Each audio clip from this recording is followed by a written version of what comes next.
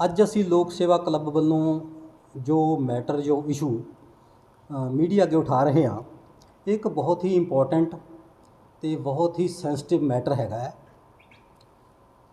Local ਆਪਣੇ ਸ਼ਹਿਰ ਦਾ ਜੋ ਸਿਵਲ ਹੌਸਪੀਟਲ ਹੈ। ਇਹਦੇ ਵਿੱਚ ਜਿੰਨੇ ਵੀ ਲੋਕ ਟ੍ਰੀਟਮੈਂਟ ਕਰਾਉਣ ਆਉਂਦੇ ਨੇ, ਪੇਸ਼ੈਂਟ ਜਿੰਨੇ ਵੀ ਆਉਂਦੇ ਨੇ, ਉਹਨਾਂ ਤੋਂ ਵੱਖ-ਵੱਖ ਰੂਪਾਂ ਦੇ ਵਿੱਚ ਜਿਹੜੀਆਂ ਫੀਸਾਂ ਵਸੂਲੀਆਂ ਜਾਂਦੀਆਂ, ਸਰਕਾਰੀ ਫੀਸਾਂ ਕਹਿੰਦੇ ਆਪਾਂ, ਜਿਵੇਂ ਕਿ ਐਕਸਰੇ ਦੀ ਫੀਸ ਹੈ, ਅਲਟਰਾਸਾਊਂਡ ਦੀ ਫੀਸ ਹੈ, ਜਾਂ ਆਪਣੇ ਕੋਈ ਲੈਬ ਟੈਸਟਾਂ ਦੀ ਫੀਸ ਹੈ, ਕੋਈ MLC ਕੇਸ ਆਉਂਦੇ ਉਹਨਾਂ ਦੀ ਫੀਸ ਹੈ। ਇਹ ਜਿਹੜਾ ਸਾਰਾ ਪੈਸਾ ਇਕੱਠਾ ਹੁੰਦਾ ਸਿਵਲ ਹੌਸਪੀਟਲ 'ਚ, ਇਹਨੂੰ ਇੱਕ ਫੰਡ ਦੇ ਅੰਡਰ ਗੌਰਮੈਂਟ ਦੇ ਖਾਤੇ 'ਚ ਜਾਂਦਾ ਹੈ, ਜਿਹਨੂੰ ਅਸੀਂ ਕਹਿੰਦੇ ਹਾਂ ਯੂਜ਼ਰ ਚਾਰਜਸ। ਉਹਦਾ ਨਾਂ ਹੈ ਉਸ ਪੈਸੇ ਦਾ। ਉਹ ਜਿਹੜਾ ਪੈਸਾ ਕਲੈਕਸ਼ਨ ਹੁੰਦਾ ਹੈ, ਉਹ ਜਿੰਨਾ ਹੌਸਪੀਟਲ ਦਾ ਖਰਚਾ ਹੁੰਦਾ ਹੈ, ਹੁਣ ਸਰਕਾਰਾਂ ਨੇ ਕਰਤਾ ਵੀ ਜਿਹੜਾ ਯੂਜ਼ਰ ਚਾਰਜਸ ਹੈ ਉਹਦੇ ਵਿੱਚੋਂ ਹੀ ਹੌਸਪੀਟਲ ਦੇ ਖਰਚੇ ਚੱਲਦੇ ਨੇ। ਜਿਵੇਂ ਬਿਜਲੀ ਦਾ ਬਿੱਲ ਹੋ ਗਿਆ, ਜਾਂ ਕੋਈ ਮੇਨਟੇਨੈਂਸ ਹੋ ਗਈ, ਜਾਂ ਕੋਈ ਫਰਨੀਚਰ ਖਰੀਦਣਾ ਹੈ, ਜਾਂ ਕੋਈ ਦਵਾਈਆਂ ਐਕਸਟਰਾ ਲੋੜ ਆ ਉਹ ਖਰੀਦਣੀਆਂ, ਉਹ ਸਾਰਾ ਖਰਚਾ ਕਰਨ ਤੋਂ ਬਾਅਦ ਜੇ ਕੋਈ ਪੈਸਾ ਹੌਸਪੀਟਲ ਕੋਲ ਬਚ ਜਾਂਦਾ ਹੈ, ਬਹੁਤੇ ਤਾਂ ਪੰਜਾਬ ਦੇ ਹੌਸਪੀਟਲ ਐਸੇ ਆ ਜਿਨ੍ਹਾਂ ਕੋਲ ਪੈਸਾ ਨਹੀਂ ਬਚਦਾ ਖਰਚਾ ਕਰਨ ਤੋਂ ਬਾਅਦ, ਕਈਆਂ ਕੋਲ ਘੱਟ ਵੀ ਜਾਂਦਾ ਹੈ, ਪਰ ਜਿਹੜਾ ਸਿਵਲ ਹੌਸਪੀਟਲ ਖੰਨਾ ਹੈ, ਇਹਦਾ ਇੱਕ ਰਿਕਾਰਡ ਹੈਗਾ ਵੀ ਇਹਦੇ ਕੋਲੇ ਕਾਫੀ ਜ਼ਿਆਦਾ ਯੂਜ਼ਰ ਚਾਰਜਸ ਦੀ ਇਨਕਮ ਹੈ, ਵੀ ਫੀਸਾਂ ਦਾ ਪੈਸਾ ਹੌਸਪੀਟਲ ਦਾ ਸਿਸਟਮ ਚਲਾਉਣ ਤੋਂ ਬਾਅਦ ਵੀ ਕਾਫੀ ਬਚ ਜਾਂਦਾ ਹੈ, ਜਿਹਦਾ ਮੋਟਿਵ ਇਹ ਹੁੰਦਾ ਸਰਕਾਰ ਵੱਲੋਂ ਵੀ ਇਸ ਪੈਸੇ ਨੂੰ ਮਰੀਜ਼ਾਂ ਨੂੰ ਸਹੂਲਤਾਂ ਦੇਣ ਵਿੱਚ ਲਾਇਆ ਜਾਣਾ ਚਾਹੀਦਾ ਹੈ। ਚਾਹੇ ਉਹ ਮਰੀਜ਼ਾਂ ਨੂੰ ਵਾਟਰ ਕੂਲਰ ਲੱਗਣ, ਚਾਹੇ ਬੈੱਡ ਖਰੀਦੇ ਜਾਣ, ਚਾਹੇ ਉਹਨਾਂ ਨੂੰ 에ਅਰ ਕੂਲਰ ਲੱਗਣ, ਜੋ ਵੀ ਮਰੀਜ਼ਾਂ ਨੂੰ ਫੈਸਿਲਿਟੀਆਂ ਚਾਹੀਦੀਆਂ, ਜੇ ਸਰਕਾਰ ਵੱਲੋਂ ਨਹੀਂ ਪ੍ਰੋਵਾਈਡ ਕੀਤੀਆਂ ਗਈਆਂ ਕਿਸੇ ਕਾਰਨ, ਤਾਂ ਉਹ ਯੂਜ਼ਰ ਚਾਰਜ ਵਿੱਚੋਂ ਪ੍ਰੋਵਾਈਡ ਕਰਨੀਆਂ ਹੁੰਦੀਆਂ। ਇਹ ਮੈਂ ਦੱਸਣਾ ਚਾਹੁੰਦਾ ਵੀ ਉਹ ਪੈਸੇ ਦਾ ਮੋਟਿਵ ਅਸਲ 'ਚ ਕੀ ਹੈ। ਲੇਕਿਨ ਸਾਡੇ ਸਿਵਲ ਹੌਸਪੀਟਲ ਖੰਨਾ 'ਚ ਕੀ ਹੋ ਰਿਹਾ ਵੀ ਉਹ ਜਿਹੜਾ ਯੂਜ਼ਰ ਚਾਰਜ ਦਾ ਪੈਸਾ ਹੈ, ਇੱਥੇ ਇਨਕਮ ਜ਼ਿਆਦਾ ਹੋਣ ਕਰਕੇ, ਇੱਥੇ ਕਾਫੀ ਜ਼ਿਆਦਾ ਇਨਕਮ, ਜਿਹਨੂੰ ਅਸੀਂ ਕਰੋੜਾਂ 'ਚ ਵੀ ਕਹਿ ਸਕਦੇ ਹਾਂ ਵੀ ਸਾਲ ਦੀ ਕਰੋੜ ਤੋਂ ਵੱਧ ਇੱਥੇ ਇਨਕਮ ਹੈਗੀ ਹੈ। ਉਹ ਇਨਕਮ ਵਿੱਚੋਂ ਜਿਹੜੇ ਇਹ ਖਰਚੇ ਕਰਦੇ ਆ ਹੌਸਪੀਟਲ ਦੇ, ਖਰਚੇ ਕਰਨ ਤੋਂ ਬਾਅਦ ਜਿਹੜਾ ਪੈਸਾ ਬਚ ਜਾਂਦਾ, ਜਿੱਦਾਂ ਮੈਂ ਪਹਿਲਾਂ ਦੱਸਿਆ ਵੀ ਉਹ ਪੈਸਾ ਮਰੀਜ਼ਾਂ ਦੇ ਭਲੇ ਲਈ ਵਰਤਿਆ ਜਾਣਾ ਚਾਹੀਦਾ, ਚਾਹੇ ਮਰੀਜ਼ਾਂ ਨੂੰ ਕਿਸੇ ਵੀ ਕਿਸਮ ਦੀ ਸਹੂਲਤ ਦੇਣੀ ਹੈ। ਲੇਕਿਨ ਇੱਥੇ ਉਹ ਪੈਸਾ ਕਿਸ ਚੀਜ਼ ਲਈ ਵਰਤਿਆ ਜਾਂਦਾ ਹੈ? ਉਹ ਪੈਸਾ ਵਾਧੂ ਹੋਣ ਕਾਰਨ ਇੱਥੇ ਇੱਕ ਨੈਕਸਸ ਹੈਗਾ, ਉਹਦੇ ਵਿੱਚ ਜਿਹੜੇ ਅਧਿਕਾਰੀ ਨੇ, ਜਿਹੜੇ ਪਿਛਲੇ 4-5 ਸਾਲਾਂ ਤੋਂ ਮੈਂ ਦੇਖਦਾ ਆਇਆ, ਜਿਹੜੇ ਇੱਥੇ ਜੁੜੇ ਹੋਏ ਨੇ ਅਧਿਕਾਰੀ, ਉਹ ਨੇ ਵਿੱਚ 1-2 ਦਫ਼ਤਰੀ ਅਮਲੇ ਦੇ ਜਿਹੜੇ ਇੰਪਲਾਈ ਨੇ, ਉਹਨਾਂ ਦਾ ਆਪਸ ਵਿੱਚ ਰਲੀ ਮਿਲੀ ਭੁਗਤ ਹੋਣ ਕਰਕੇ ਇਹਨਾਂ ਨੇ ਕੀ ਚਲਾਇਆ ਹੋਇਆ ਇੱਕ ਜਾਲ, ਜਿਹੜਾ ਨੈਕਸਸ ਮੈਂ ਕਹਿ ਰਿਹਾ ਵੀ ਉਹ ਕੀ ਕਰਦੇ ਆ, ਉਹ ਪੈਸੇ ਦੇ ਵਿੱਚੋਂ ਆਪਣੇ ਨਜ਼ਦੀਕੀ ਰਿਸ਼ਤੇਦਾਰਾਂ ਦੇ ਬੱਚੇ, ਕੋਈ ਯਾਰ ਦੋਸਤਾਂ ਦੇ ਬੱਚੇ, ਕੋਈ ਕਿਸੇ ਪੋਲੀਟੀਸ਼ੀਅਨ ਦੀ ਸਿਫਾਰਿਸ਼ ਆ ਗਈ ਉਹਨਾਂ ਦਾ ਬੱਚਾ, ਉਹ ਇਹ ਆਪਣੇ ਪੱਧਰ 'ਤੇ, ਇੱਕ SMO ਲੈਵਲ ਦੇ ਪੱਧਰ 'ਤੇ, ਇਸ ਤੋਂ ਉੱਪਰ ਦਾ ਗਵਰਨਮੈਂਟ ਦਾ ਪੱਧਰ ਨਹੀਂ ਹੈ ਇਹ। SMO ਲੈਵਲ ਪੱਧਰ ਮੈਂ ਕਿਉਂ ਕਹਿ ਰਿਹਾ ਵੀ ਸਿਵਲ ਹੌਸਪੀਟਲ ਖੰਨਾ ਦੇ ਪੱਧਰ 'ਤੇ ਹੀ ਇਹ ਆਪਣੇ ਨਜ਼ਦੀਕੀਆਂ ਦੇ ਬੱਚਿਆਂ ਨੂੰ, ਉਹਨਾਂ ਨੂੰ ਇਹ ਉਸ 'ਤੇ ਇੰਪਲਾਈ ਰੱਖ ਰਹੇ ਨੇ ਆਪਣੇ ਪੱਧਰ ਦੇ ਉੱਤੇ, ਜਿਨ੍ਹਾਂ ਨੂੰ ਆਪਣੀ ਮਰਜ਼ੀ ਨਾਲ ਪੈਸੇ ਦਿੱਤੇ ਜਾਂਦੇ ਹੈ। ਮਰਜ਼ੀ ਨਾਲ ਪੈਸੇ ਮੈਂ ਕਿਉਂ ਕਹਿ ਰਿਹਾ, ਜਿੱਦਾਂ ਇੱਕ ਇਹਨਾਂ ਨੇ ਬੱਚਾ ਰੱਖਿਆ, ਉਹਦੇ ਤੋਂ ਕੰਮ ਲਗਭਗ ਇਹ ਸਾਰਿਆਂ ਤੋਂ 6 ਘੰਟੇ, ਜਿਵੇਂ ਹਫ਼ਤੇ ਦੇ 6 ਦਿਨ ਹੁੰਦੇ ਨੇ, ਡੇਲੀ 6 ਘੰਟੇ ਕੰਮ ਸਾਰੇ ਲਗਭਗ ਬਰਾਬਰ ਕਰਦੇ ਨੇ, ਜਿੱਥੋਂ ਤੱਕ ਮੈਨੂੰ ਜਾਣਕਾਰੀ ਹੈ। ਤਾਂ ਅਸੀਂ RTI 'ਚ ਜੋ ਇਹਨਾਂ ਦਾ ਰਿਕਾਰਡ ਮੰਗਿਆ ਹੈ, ਉਹਦੇ ਵਿੱਚ ਸਾਡੇ ਕੋਲੇ ਜੋ ਸੂਚਨਾ ਪ੍ਰਾਪਤ ਹੋਈ ਹੈ, ਉਹਦੇ ਵਿੱਚ ਇਹਨਾਂ ਨੇ ਸਾਨੂੰ ਲਿਖ ਕੇ ਦਿੱਤਾ ਹੈ ਕਿ 25 ਕਰਮਚਾਰੀ ਇਹਨਾਂ ਨੇ ਉਹ ਯੂਜ਼ਰ ਚਾਰਜਸ ਦੇ ਫੰਡ ਵਿੱਚੋਂ ਭਰਤੀ ਕੀਤੇ ਹੋਏ ਆ SMO ਲੈਵਲ ਦੇ ਪੱਧਰ 'ਤੇ, ਜਦ ਕਿ ਜਿਹੜੀ ਪੰਜਾਬ ਹੈਲਥ ਸਿਸਟਮ ਕਾਰਪੋਰੇਸ਼ਨ ਹੈ, ਜਿਹਨੂੰ ਅਸੀਂ ਸਰਕਾਰ ਕਹਿੰਦੇ ਹਾਂ, ਉਹ ਸਰਕਾਰ ਦੇ ਜਿਹੜੇ ਡਾਇਰੈਕਟਰ ਐਡਮਿਨ ਨੇ, ਜੋ ਮੋਹਾਲੀ ਬੈਠਦੇ ਨੇ, ਜੋ ਸਹਾਇਕ ਡਾਇਰੈਕਟਰ ਨੇ, ਉਹਨਾਂ ਦੇ ਵੱਲੋਂ 2017 ਤੋਂ ਲੈ ਕੇ ਲਗਾਤਾਰ ਚਿੱਠੀਆਂ ਕੱਢੀਆਂ ਜਾ ਰਹੀਆਂ, ਲਗਾਤਾਰ ਹਦਾਇਤਾਂ ਕੀਤੀਆਂ ਜਾ ਰਹੀਆਂ ਕਿ ਸਿਵਲ ਹੌਸਪੀਟਲ ਖੰਨਾ ਜਾਂ ਪੰਜਾਬ ਦਾ ਕੋਈ ਵੀ ਹੌਸਪੀਟਲ ਸਰਕਾਰ ਦੀ ਪ੍ਰਾਇਰ ਮਨਜ਼ੂਰੀ ਤੋਂ ਬਿਨਾਂ, ਜਾਣੀ ਕਿ ਅਗੇਤਰੀ ਮਨਜ਼ੂਰੀ ਤੋਂ ਬਿਨਾਂ, ਕੋਈ ਵੀ ਯੂਜ਼ਰ ਚਾਰਜ ਦੇ ਵਿੱਚੋਂ ਇੰਪਲਾਈ ਭਰਤੀ ਨਹੀਂ ਕਰ ਸਕਦਾ। ਬਿਲਕੁਲ ਸਖਤ ਅਤੇ ਸਿੱਧੀਆਂ ਹਦਾਇਤਾਂ ਹੈ। DMC ਲੈਵਲ ਦੇ ਉੱਤੇ, ਡਿਸਟ੍ਰਿਕਟ ਲੈਵਲ ਦੇ ਉੱਤੇ ਉਹਨਾਂ ਚਿੱਠੀਆਂ ਜਾਰੀ ਕੀਤੀਆਂ ਵੀ ਤੁਸੀਂ ਹਰ SMO ਨੂੰ ਕਹੋ ਵੀ ਜੇ ਤੁਸੀਂ ਕੋਈ ਡਾਇਰ ਨੀਡ, ਕਹਿੰਦੇ ਨੇ ਬਹੁਤ ਜ਼ਿਆਦਾ ਜ਼ਰੂਰਤ, ਵੀ ਜੇ ਕਿਸੇ ਬੰਦੇ ਦੀ, ਕਿਸੇ ਇੰਪਲਾਈ ਦੀ ਤੁਹਾਨੂੰ ਬਹੁਤ ਜ਼ਿਆਦਾ ਲੋੜ ਪੈ ਗਈ, ਤਾਂ ਤੁਸੀਂ ਪਹਿਲਾਂ ਸਰਕਾਰ ਤੋਂ, ਪੰਜਾਬ ਹੈਲਥ ਸਿਸਟਮ ਕਾਰਪੋਰੇਸ਼ਨ ਤੋਂ ਮਨਜ਼ੂਰੀ ਲੈਣੀ ਹੈ। ਮਨਜ਼ੂਰੀ ਲੈਣ ਉਪਰੰਤ ਤੁਸੀਂ ਆਊਟਸੋਰਸਿੰਗ ਕੰਪਨੀ ਰਾਹੀਂ ਬੰਦਾ ਭਰਤੀ ਕਰਨਾ ਹੈ, ਜਿਹਦੇ ਲਈ ਪੂਰੀ ਚੋਣ ਪ੍ਰਕਿਰਿਆ ਅਪਣਾਈ ਜਾਣੀ ਚਾਹੀਦੀ ਹੈ। ਚੋਣ ਪ੍ਰਕਿਰਿਆ ਦਾ ਮਤਲਬ ਹੈ ਉਹਦਾ ਪੇਪਰਾਂ ਦੇ ਵਿੱਚ ਪਹਿਲਾਂ ਇਸ਼ਤਿਹਾਰ ਹੋਵੇ, ਫਿਰ ਉਹਦੀ ਇੱਕ ਚੋਣ ਕਮੇਟੀ ਬਣੇ, ਫਿਰ ਉਹਦੀ ਇੱਕ ਇੰਟਰਵਿਊ ਹੋਵੇ। ਜਿਹੜਾ ਬੱਚਾ ਉਸ ਪੋਸਟ ਦੇ ਲਈ, ਜਿਹੜੀ ਪੋਸਟ 'ਤੇ ਤੁਹਾਨੂੰ ਬੰਦਾ ਚਾਹੀਦਾ ਹੈ, ਫਰਜ਼ ਕਰੋ ਕੰਪਿਊਟਰ ਆਪਰੇਟਰ ਚਾਹੀਦਾ, ਉਹਦੇ ਲਈ ਇਸ਼ਤਿਹਾਰ ਹੋਵੇ। ਜੇ 25 ਬੱਚੇ ਆਉਂਦੇ ਆ, 25 'ਚੋਂ ਜਿਹੜਾ ਕੁਆਲੀਫਾਈ ਕਰਦਾ ਹੈ ਉਹਨੂੰ ਇਹ ਜੋਬ ਦਿੱਤੀ ਜਾਵੇ।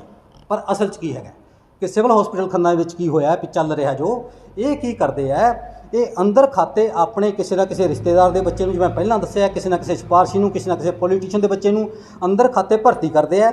ਪਹਿਲਾਂ ਉਹਨੂੰ ਡੇਲੀ ਵੇਜ ਦੇ ਉੱਤੇ 3 ਤੋਂ 4 ਹਜ਼ਾਰ ਰੁਪਇਆ ਦਿੰਦੇ ਆ। ਫਿਰ ਇੱਕ ਆਊਟਸੋਰਸਿੰਗ ਕੰਪਨੀ ਹੈ ਜਿਹੜੀ ਸਰਕਾਰ ਨੇ ਮਨਜ਼ੂਰ ਕੀਤੀ ਹੈ, ਜਿਵੇਂ ਪਹਿਲਾਂ ਦੱਸਿਆ ਵੀ ਸਰਕਾਰ ਤੋਂ ਮਨਜ਼ੂਰੀ ਲੈ ਕੇ ਆਊਟਸੋਰਸਿੰਗ ਕੰਪਨੀ ਰਾਹੀਂ ਬੱਚਾ ਆਉਣਾ ਹੈ। ਸਿਲੈਕਟਡ ਬੱਚਿਆਂ ਨੂੰ ਜਿਹੜੇ ਇਹਨਾਂ ਦੇ ਬਹੁਤੇ ਜ਼ਿਆਦਾ ਨਜ਼ਦੀਕੀ ਹੈ, ਜਿਵੇਂ ਕਿਸੇ ਕੋਲ ਭੈਣ ਭਾਈ ਦਾ ਮੁੰਡਾ, ਕਿਸੇ ਮਾਮੀ ਚਾਚੀ ਤਾਈ ਦਾ ਮੁੰਡਾ ਹੈ, ਉਹਨਾਂ ਨੂੰ ਇਹ ਆਊਟਸੋਰਸਿੰਗ ਕੰਪਨੀ ਰਾਹੀਂ ਪੂਰਾ ਡੀਸੀ ਰੇਟ ਦੇ ਕੇ, ਜਿਹੜੀ ਤਨਖਾਹ ਹੈ ਜੋ ਡੀਸੀ ਰੇਟ ਹੁੰਦਾ ਹੈ ਮੌਕੇ ਮੌਕੇ ਤੇ ਬਦਲਦਾ ਰਹਿੰਦਾ ਹੈ। ਅੱਜ ਕੱਲ੍ਹ ਮੇਰੇ ਖਿਆਲ 12,000 13,000 ਤੇ ਡੀਸੀ ਰੇਟ ਹੈ, ਤਾਂ ਉਹਨਾਂ ਨੂੰ ਆਪਣੇ ਸਿਲੈਕਟਡ ਬੱਚਿਆਂ ਨੂੰ ਇਹ 3-4 ਹਜ਼ਾਰ ਤੋਂ ਚੱਕ ਕੇ ਸਿੱਧਾ ਡੀਸੀ ਰੇਟ ਤੇ 12-13 ਹਜ਼ਾਰ ਤੇ ਪ੍ਰਮੋਟ ਕਰ ਦਿੰਦੇ ਆ, ਜਿਹੜਾ ਕਿ ਸ਼ਹਿਰ ਦੇ ਵਿੱਚ ਕਿਸੇ ਨੂੰ ਨਹੀਂ ਪਤਾ, ਜਿਹੜਾ ਕਿ ਮੀਡੀਆ ਦੇ ਵਿੱਚ ਅੱਜ ਤੱਕ ਕਿਸੇ ਨੂੰ ਪਤਾ ਨਹੀਂ ਸੀ। ਸਾਨੂੰ ਆਰਟੀਆਈ ਦੇ ਵਿੱਚ ਇਹ ਖੁਲਾਸਾ ਹੋਇਆ, ਤਾਂ ਅੱਜ ਇਹ ਮੈਟਰ ਅਸੀਂ ਮੀਡੀਆ ਦੇ ਅੱਗੇ ਪੇਸ਼ ਕਰਨ ਲੱਗੇ ਹਾਂ। ਫਰਵਰੀ 2021 ਮਹੀਨਾ, 1 ਮਹੀਨੇ ਦੀ ਮੈਂ ਮਿਸਾਲ ਦੇ ਰਿਹਾ, ਫਰਵਰੀ 2021 ਦੇ ਵਿੱਚ ਲਿਖ ਕੇ ਦਿੱਤਾ ਸਾਨੂੰ 1,80,000 ਰੁਪਈਆ ਇਹ ਉਹਨਾਂ ਕਰਮਚਾਰੀਆਂ ਨੂੰ, ਐਮਪਲਾਈਜ਼ ਨੂੰ ਵੰਡਿਆ ਗਿਆ ਜਿਹੜੇ ਇਹਨਾਂ ਨੇ ਆਪਣੇ ਪੱਧਰ ਤੇ ਗੈਰ ਕਾਨੂੰਨੀ ਭਰਤੀ ਕੀਤੇ ਹੈ, ਜਿਨ੍ਹਾਂ ਦੀ ਭਰਤੀ ਟੋਟਲ ਮੁਕੰਮਲ ਤੌਰ ਤੇ ਗੈਰ ਕਾਨੂੰਨੀ ਹੈ, ਗੈਰ ਵਾਜਬ ਹੈ ਔਰ ਬਿਲਕੁਲ ਕਾਨੂੰਨ ਦੇ ਉਲਟ ਹੈ। ਇੱਕ ਵੀ ਬੰਦਾ ਇਹ ਬਿਨਾਂ ਮਨਜ਼ੂਰੀ ਤੋਂ ਭਰਤੀ ਨਹੀਂ ਕਰ ਸਕਦੇ। ਇਹਨਾਂ ਨੇ ਸਾਨੂੰ ਲਿਖ ਕੇ ਦਿੱਤਾ ਐਸਐਮਓ ਖੰਨਾ ਨੇ ਕਿ ਸਾਡੇ ਕੋਲੇ 25 ਮੁਲਾਜ਼ਮਾਂ ਦੇ ਸੰਬੰਧ ਵਿੱਚ ਸਰਕਾਰ ਦੀ ਕੋਈ ਮਨਜ਼ੂਰੀ ਨਹੀਂ ਹੈ। ਜਿਹੜਾ ਸਾਡੇ ਲਈ ਅੱਜ ਦੀ ਪ੍ਰੈਸ ਰਿਲੀਜ਼ ਦਾ, ਮੀਡੀਆ ਨੂੰ ਜਿਹੜਾ ਮੈਟਰ ਦੇਣ ਦਾ ਜੋ ਸਾਡੇ ਕੋਲ ਆਧਾਰ ਹੈ ਉਹ ਇਹ ਹੈ ਵੀ ਇਹਨਾਂ ਕੋਲ 25 ਬੰਦੇ ਜਿਹੜੇ ਭਰਤੀ ਕੀਤੇ ਹੈ ਉਹ ਟੋਟਲ ਨਿਰੋਲ ਸਿਫਾਰਸ਼ੀ, ਨਿਰੋਲ ਰਿਸ਼ਤੇਦਾਰ, ਨਿਰੋਲ ਆਪਣੀ ਜਾਣ ਪਹਿਚਾਣ ਵਾਲੇ ਭਰਤੀ ਕੀਤੇ ਹੋਏ ਹੈ, ਜਿਨ੍ਹਾਂ ਦਾ ਇਹਨਾਂ ਦਾ ਕੋਈ ਅਧਿਕਾਰ ਨਹੀਂ ਹੈ, ਇਹਨਾਂ ਕੋਲ ਕੋਈ ਇਹਨਾਂ ਕੋਲ ਰਾਈਟ ਨਹੀਂ ਹੈ। ਹੁਣ ਅਗਲੀ ਗੱਲ ਕੀ ਹੈਗੀ ਹੈ ਕਿ ਜਿਹੜੇ ਇਹ ਬੱਚੇ ਹੈ ਉਹ ਸਾਰੇ ਲਗਭਗ ਇੱਕ ਤਰ੍ਹਾਂ ਦੀ ਡਿਊਟੀ ਕਰਦੇ ਹੈ। ਹਰ ਬੰਦਾ 6 ਘੰਟੇ ਡਿਊਟੀ ਕਰਦਾ, ਪਰ ਇਹ ਕਰਦੇ ਕੀ ਹੈ, ਕਿਸੇ ਦੀ ਡਿਊਟੀ 2 ਘੰਟੇ ਦਿਖਾਉਂਦੇ ਆ, ਕਿਸੇ ਦੀ 3 ਘੰਟੇ ਦਿਖਾਉਂਦੇ ਆ, ਆਪਣੀ ਮਰਜ਼ੀ ਨਾਲ। ਜਾਣੀ ਕਿ ਪੁੱਛਣ ਵਾਲਾ ਕੋਈ ਨਹੀਂ ਹੈ ਵੀ ਸਰਕਾਰੀ ਪੈਸੇ ਨੂੰ ਤੁਸੀਂ ਆਪਣੀ ਮਰਜ਼ੀ ਨਾਲ ਇੱਦਾਂ ਕਿਵੇਂ ਉਡਾ ਰਹੇ ਹੋ। ਤਾਂ ਇਹ ਕੀ ਕਰਦੇ ਆ, ਮਰਜ਼ੀ ਨਾਲ ਕਿਸੇ ਨੂੰ 3,000 ਦੇ ਰਿਹਾ, ਕਿਸੇ ਨੂੰ 4,000 ਦੇ ਰਿਹਾ, ਕਿਸੇ ਨੂੰ 7,000 ਦੇ ਰਿਹਾ, ਕਿਸੇ ਨੂੰ 13,000 ਦੇ ਰਿਹਾ। ਹੋਰ ਜਿਹੜੀ ਹੈਰਾਨ ਕਰਨ ਵਾਲੀ ਗੱਲ ਮੈਂ ਤੁਹਾਨੂੰ ਦੱਸਾਂ, ਸਰਕਾਰ ਨੇ ਇਹ ਕਿਹਾ ਜਿਹੜੀਆਂ ਹਦਾਇਤਾਂ ਵੀ ਜੇ ਤੁਹਾਨੂੰ ਬਹੁਤ ਜ਼ਿਆਦਾ ਸਖਤ ਲੋੜ ਹੈ। ਸਭ ਤੋਂ ਪਹਿਲਾਂ ਤਾਂ ਜੋ ਪੰਜਾਬ ਹੈਲਥ ਸਿਸਟਮ ਕਾਰਪੋਰੇਸ਼ਨ ਦੇ ਨੋਰਮਸ ਆ, up to ₹3,000 no purchase committee ਦੀ ਲੋੜ ਆ, ਕਿਸੇ ਵੀ ਪਰਚੇਸ ਕਮੇਟੀ, ਕਿਸੇ ਕੋਟੇਸ਼ਨ, ਕਿਸੇ ਦੀ ਵੀ ਲੋੜ ਨਹੀਂ। ਜਿਹੜੇ ਵੀ ਬੰਦੇ ਰੱਖੇ ਗਏ ਸੀਗੇ, ਡਾਕਟਰ ਗੁਲਾਟੀ ਦੇ ਟੈਨਿਓਰ ਤੋਂ ਪਹਿਲਾਂ ਡਾਕਟਰ ਸੀ ਸਾਡੇ ਮਨੋਹਰ ਲਾਲ ਸੀ, ਮਨੋਹਰ ਲਾਲ ਵੇਲੇ 2-3 ਬੰਦੇ ਰੱਖੇ ਗਏ ਸੀਗੇ। ਉਸ ਤੋਂ ਬਾਅਦ ਦੇ ਵਿੱਚ ਸਾਡਾ ਕੰਮ ਸਫਰ ਬਹੁਤ ਕਰ ਰਿਹਾ ਸੀ। ਜਿਸ ਵਕਤ ਡਾਕਟਰ ਗੁਲਾਟੀ ਨੇ 1900 ਉਹਦੇ ਵਿੱਚ ਜੁਆਇਨ ਕੀਤਾ ਸੀਗਾ, ਲਿਖਿਆ ਹੋਇਆ 3/9/15 ਨੂੰ ਡਾਕਟਰ ਗੁਲਾਟੀ ਨੇ ਐਜ਼ ਏ ਐਸਐਮਓ ਜੁਆਇਨ ਕੀਤਾ। ਉਹਨਾਂ ਨੇ ਇੱਥੇ ਦੀ ਫੰਕਸ਼ਨ ਦੇਖੀ, ਉਹਨਾਂ ਨੂੰ ਕੰਮ ਪਸੰਦ ਨਹੀਂ ਆਇਆ। ਉਹ ਬੜੇ ਇਮਾਨਦਾਰ ਪਰਸਨ ਸਨ ਤੇ ਉਹਨਾਂ ਨੇ ਉਸ ਵਕਤ ਜਿਹੜਾ ਸਾਡੀ ਕੈਸ਼ ਬੁੱਕ ਦਾ ਜਿਹੜਾ ਬੈਲੈਂਸ ਸੀ, ਜਿਹੜੇ ਜਿਹਨੂੰ ਯੂਜ਼ਰ ਚਾਰਜਸ ਕਹਿੰਦੇ ਆ, ਜਿਹਦੇ ਵਿੱਚ ਐਲੀਗੇਸ਼ਨ ਲਗਾਈ ਜਾ ਰਹੀ ਆ, ਉਹਦਾ ਬਿਲੋ 50,000 ਸੀ। ਉਹਨਾਂ ਨੇ ਇਸ ਕੰਮ ਨੂੰ ਬੈਟਰ ਫੰਕਸ਼ਨਿੰਗ ਤੇ ਕਰਨ ਦੇ ਲਈ ਜਿੱਥੇ ਜਿਹੜੇ ਸਟਾਫ ਨੂੰ ਜੋ ਪ੍ਰੋਬਲਮਾਂ ਸਨ ਉਹਨਾਂ ਨੂੰ ਸਮਝਿਆ, ਤੇ ਜੋ ਉਹਨਾਂ ਦੀ ਜੁਡੀਕਸ਼ਨ ਸੀ 3,000 ਤੱਕ ਦੀ, ਤਾਂ ਉਹਨਾਂ ਨੇ ਉਸਦੇ ਬੰਦੇ ਅਪੁਆਇੰਟ ਕਰਕੇ ਹਰੇਕ ਵਿੰਗ ਨੂੰ ਸਮੂਥ ਚਲਾਇਆ। ਸਮੂਥ ਚਲਾਉਣ ਤੋਂ ਬਾਅਦ ਦੇ ਵਿੱਚ ਜਿਹੜੇ ਬੰਦੇ ਉਸ ਵਕਤ ਐਫੀਸ਼ੀਐਂਟ ਸੀਗੇ, ਜਿਵੇਂ ਕੋਈ ਕਿਸੇ ਦੀ ਕੁਆਲੀਫਿਕੇਸ਼ਨ 8ਵੀਂ ਪਾਸ ਆ ਅਤੇ ਕਿਸੇ ਦੀ 10ਵੀਂ ਪਾਸ ਆ, ਉਹਦੇ ਲਈ ਤਾਂ ਆਪਾਂ ਕੁਝ ਨਹੀਂ ਕਰ ਸਕਦੇ। ਪਰ ਜਿਹੜਾ ਕੋਈ ਬੰਦਾ highly graduate plus computer operator ਸੀ ਜਾਂ ਹੋਰ ਜਿਹਦੇ ਬਿਨਾਂ ਸਾਡੇ first of all 4 computer operator ਦੀ ਪੋਸਟਾਂ ਨੇ, ਠੀਕ ਆ, ਅਤੇ ਅਸੀਂ 4 ਹੀ ਕੰਪਿਊਟਰ ਆਪਰੇਟਰ ਰੱਖੇ ਹੋਏ ਆ, ਠੀਕ। ਅਤੇ ਉਹਦੇ ਲਈ ਬਕਾਇਦਾ ਉਹਨਾਂ ਨੇ ਟੈਲੀਫੋਨ ਕਰਨੇ ਲਈ ਪਰਮਿਸ਼ਨ ਲਿੱਤੀ ਸੀ। ਤਾਂ ਉਸ ਵੇਲੇ ਉਹਨਾਂ ਨੂੰ ਕਿਹਾ ਗਿਆ ਕਿ ਤੁਸੀਂ ਆਪਣੇ ਲੈਵਲ 'ਤੇ ਰੱਖ ਕੇ ਇਹਨਾਂ ਦਾ ਕੇਸ ਬਣਾ ਕੇ ਸਾਨੂੰ ਭੇਜ ਦਿਓ, ਕਿਉਂਕਿ ਫੰਡ ਤੁਹਾਡੇ ਆ ਔਰ ਤੁਸੀਂ ਆਪਣੇ ਲੈਵਲ 'ਤੇ ਹੀ ਖਰਚ ਕਰਨੇ ਆ। ਐਂਡ ਲਾਸਟ ਆਫ ਡੈਟ, ਉਸ ਤੋਂ ਬਾਅਦ ਮੈਂ ਇਹ ਕਹਿਣਾ ਚਾਹੁੰਦਾ ਵੀ ਨੋ ਮਿਸ ਅਪਰੋਪ੍ਰੀਏਸ਼ਨ ਆਫ ਮਨੀ, ਬਿਕੋਜ਼ ਜੋ ਕੈਸ਼ ਬੁੱਕ ਦਾ 2017 ਦੇ ਵਿੱਚ 3/9/15 ਦੇ ਵਿੱਚ ਜਿਹੜਾ ਕੈਸ਼ ਬੁੱਕ ਦਾ ਬੈਲੈਂਸ ਸੀ ਸਿਵਲ ਹਸਪੀਟਲ ਦੇ ਯੂਜ਼ਰ ਚਾਰਜਸ ਦਾ, ਉਹ ਸੀਗਾ ਬਿਲੋ 50,000। ਐਂਡ ਵਾਈਲ ਰਿਟਾਇਰਮੈਂਟ ਔਨ 31 ਜਨਵਰੀ 2020 ਜਿਹੜੀ ਇਹ ਸਾਡੇ ਇਹਦਾ ਜਿਹੜਾ ਬੈਲੈਂਸ ਆ ਉਹ more than 60 lakh after giving ਦੀ ਆਲ ਦਾ ਰੈਮਰ ਪੇਡ। ਜੋ ਵੀ 25 ਬੰਦੇ ਆ ਜਾਂ 20 ਬੰਦੇ ਆ, ਉਹਨਾਂ ਨੂੰ ਸੈਲਰੀ ਦੇਣ ਤੋਂ ਬਾਅਦ ਦੇ ਵਿੱਚ ਵੀ ਅਸੀਂ ਆਪਣੇ ਖਰਚੇ ਵੀ ਕੱਢ ਕੇ ਅਸੀਂ ਆਪਣੇ ਹਸਪੀਟਲ ਦਾ ਜਿਹੜਾ ਬੈਲੈਂਸ ਆ 50,000 ਤੋਂ 60 ਲੱਖ ਲੈ ਕੇ ਆਏ। ਇਹ ਇੱਕ ਬਹੁਤ ਬੜੀ ਅਚੀਵਮੈਂਟ ਆ। ਉਹਨਾਂ ਦੇ ਜਿਹੜੇ ਐਲੀਗੇਸ਼ਨ ਹੈਗੇ ਨੇ ਵੀ ਇਹ ਜਿਹੜੇ ਰੂਲ ਹੈਗੇ ਨੇ ਉਹਨਾਂ ਦੇ ਮੁਤਾਬਕ ਇਹ ਲੋਕਾਂ ਦੀਆਂ ਸਹੂਲਤਾਂ ਲਈ ਹੀ ਪ੍ਰੋਵਾਈਡ ਕੀਤੇ ਜਾਂਦੇ ਨੇ, ਨਾ ਕਿ ਪਰਸਨਲੀ ਕਿ ਨੌਕਰੀਆਂ ਲਵਾ ਕੇ ਤੇ ਉਹਨਾਂ ਨੂੰ ਘਰ ਬੈਠੇ ਨੂੰ ਤਨਖਾਹ ਦਿੱਤੀ ਜਾ ਸਕਦੀ। ਅਸੀਂ ਕੋਈ ਵੀ ਐਸਾ ਬੰਦਾ ਨਹੀਂ, ਇਸ ਵਕਤ ਤੁਸੀਂ ਇੱਥੇ ਬੈਠੇ ਹੋ, ਮੈਂ ਹੁਣੇ ਤੁਹਾਨੂੰ ਇੱਕ ਲਿਸਟ ਕੱਢ ਦਿੰਦਾ। ਉਸ ਲਿਸਟ ਦੇ ਵਿੱਚ ਬਕਾਇਦਾ ਜਿੰਨੇ ਬੰਦੇ ਐਟ ਪ੍ਰੈਜੈਂਟ ਟਾਈਮ ਸ਼ਾਇਦ 2 ਵਜੇ ਤੋਂ ਉੱਪਰ ਹੋ ਗਿਆ, ਇਸ ਕਰਕੇ ਸਾਰੇ ਬੰਦੇ ਨਾ ਮਿਲਣ।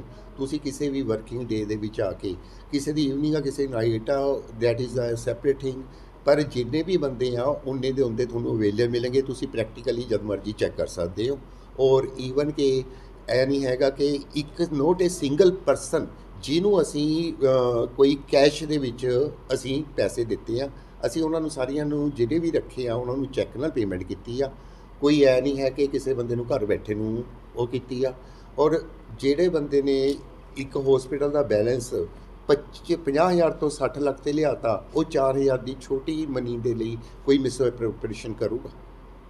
ਇੱਕ ਜਿੰਨੇ ਵੀ ਹਸਪੀਟਲ ਦੇ ਵਿੱਚ ਮੁਲਾਜ਼ਮ ਰੱਖੇ ਗਏ ਨੇ ਜਿਹੜੇ ਨਵੇਂ ਹੁੰਦੇ ਨੇ ਡੀਸੀ ਦੇ ਉੱਤੇ ਭਰਤੀ ਹੁੰਦੇ, ਉਹ ਟੈਂਡਰ ਲਾ ਕੇ ਰੱਖੇ ਜਾਂਦੇ?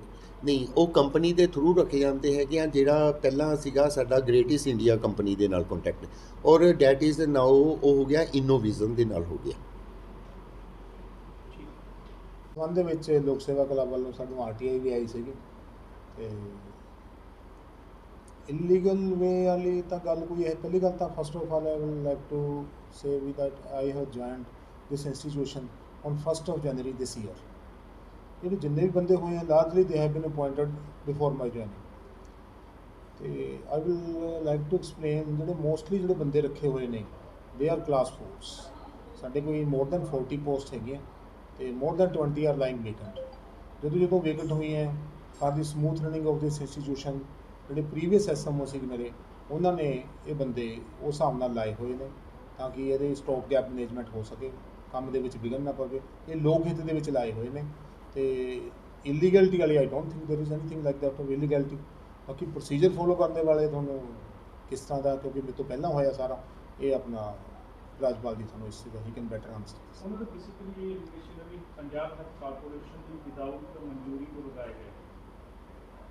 ਉਹ that I will look into the record ਵੀ ਕੀ ਪ੍ਰੋਸੀਜਰ ਹੈ ਫੋਲੋ ਹੋਣਾ ਚਾਹੀਦਾ ਸੀ, ਕੀ ਨਹੀਂ ਹੋਣਾ ਚਾਹੀਦਾ, ਕੀ ਐਸਐਮਓ ਲੈਵਲ ਤੇ ਆ। ਤੇ ਇਹ ਰਾਜਪਾਲ ਜੀ ਜ਼ਿਆਦਾ ਬੈਟਰ ਦੱਸਣਗੇ ਕਿਉਂਕਿ ਇਹਨਾਂ ਦੇ ਟੈਨਰ ਦੇ ਵਿੱਚ ਸਾਰਾ ਕੁਝ ਹੋਇਆ ਹੈ। ਇਹ ਮੇਰੇ ਤੋਂ ਪਹਿਲਾਂ ਹੋਇਆ।